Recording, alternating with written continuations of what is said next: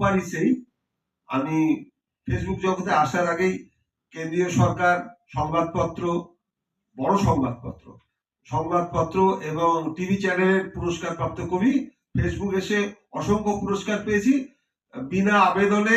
16 বারের মধ্যে 4 বার little magazine মেলাতেও কবিতা পড়ার সুযোগ পেয়েছি। ধন্যবাদ সবাইকে। এটা ভালো মানুষের ভালোবাসা ছাড়া, শুভার্থীদের সহযোগিতা ছাড়া এরকম ভাবে বেঁচে থাকা বড় কঠিন। ধন্যবাদ।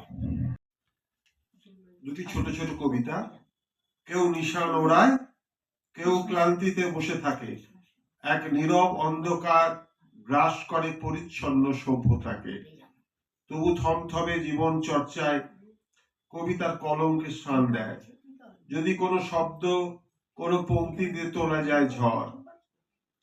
আয়না, কত রঙ্গ দেখালি সোনা, না হলি সাধু, না হলি শেয়ানা।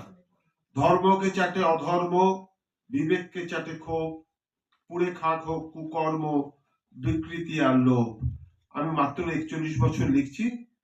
প্রকাশকরা লোকে তো নিজের পয়সায় বই করে, আমার প্রকাশকরা 53টা বই অলরেডি বার করে দিয়েছে। আমি হাতে করেছি যে 50টা বেশি বই বার করার দরকার নেই। যা লিখবো ফেসবুকে লিখবো, কেউ পড়লে পড়বে, না পড়লে পড়বে না। তবু আমার 53টা বই বেরিয়ে গেছে, 54টা বই বেরোবে।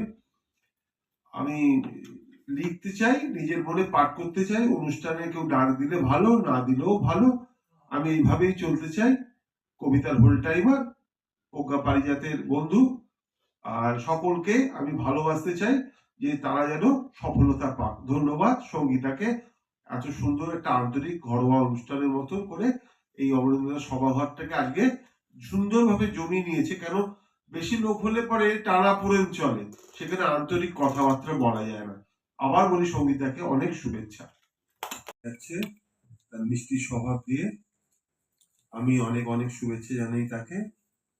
সামনের দিনে ও অনেক সাফল্য পাক এবং মানুষকে এগিয়ে নিয়ে যেতে সহযোগিতা করুক। আমার আন্তরিক শুভেচ্ছা ও ধন্যবাদ।